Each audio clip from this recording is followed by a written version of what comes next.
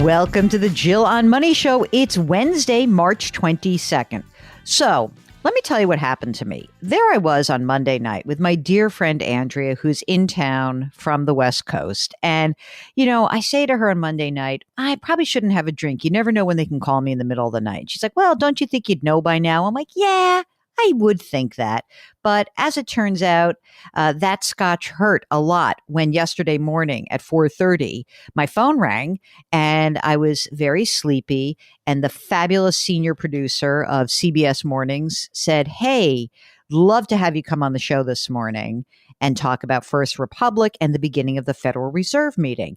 So what does your favorite business analyst at CBS News do? She says, of course, happy to do that. Mark, I was so efficient.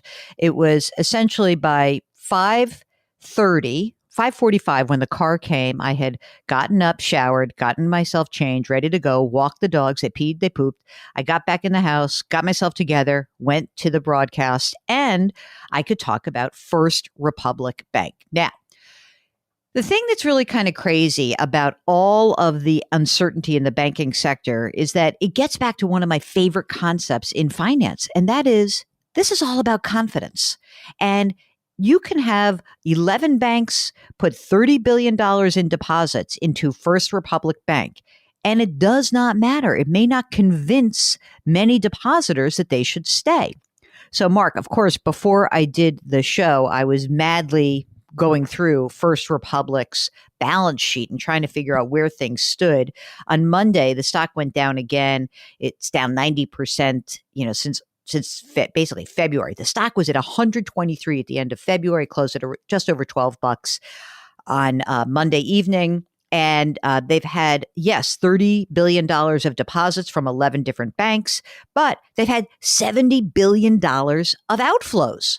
So that 30 is kind of a drop in the bucket. So the fear of the unknown, the worry about what's going to happen if this bank were to fail, this becomes a huge issue. And thankfully, two of the great producers at CBS News had sent me the embargoed excerpts from Janet Yellen, our Treasury Secretary's speech to the American Bankers Association, which took place yesterday. So before I went on the air, here's what the most important thing I realized was that the real reason why $70 billion has left the First Republic Bank coffers is that there has not been a specific, explicit guarantee of uninsured depositors. And as a result, that really causes people to freak out a little bit. So in Janet Yellen's speech, I'm just going to tell you what she said. She said that when she was working with the Federal Reserve and the FDIC to protect all depositors in the resolutions of Silicon Valley Bank and Signature Bank, she noted, ready, here's the quote, the steps we took were not focused on aiding specific banks or classes of banks. Our intervention was necessary to protect the broader U.S. banking system.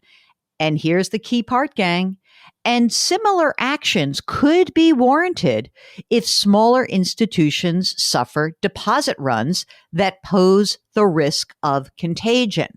I believe that our actions reduce the risk of further bank failures that would have imposed losses on the Deposit Insurance Fund, which is paid for through fees on insured banks. In other words, here's your big takeaway. The takeaway here, regulators could actually come in and, of course, protect depositors at First Republic if they came under similar stress. And I think that that was very important to kind of calm down the markets. Again, we're not out of the woods yet. We are not. But I think that what's happened is these comments are seen as integral to helping stave off the crisis. There is some conversation going on about what's happening at First Republic, whether the banks could convert their deposits into investments. We'll see. What I want everyone to understand as you listen to the headlines and you hear this segment is that we are in a very critical time, but we are not in a time where the big banks are at risk.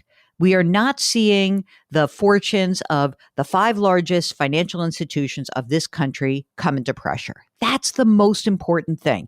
And of course, if you've got $250,000 or less in an FDIC insured institution or with a credit union that carries credit union insurance, breathe easy, okay? Don't worry about the volatility. It's going to be volatile, but that's really my main takeaway. And then I'm talking with Vladimir Duthiers on CBS Mornings, and he follows up with a really good question about the Federal Reserve.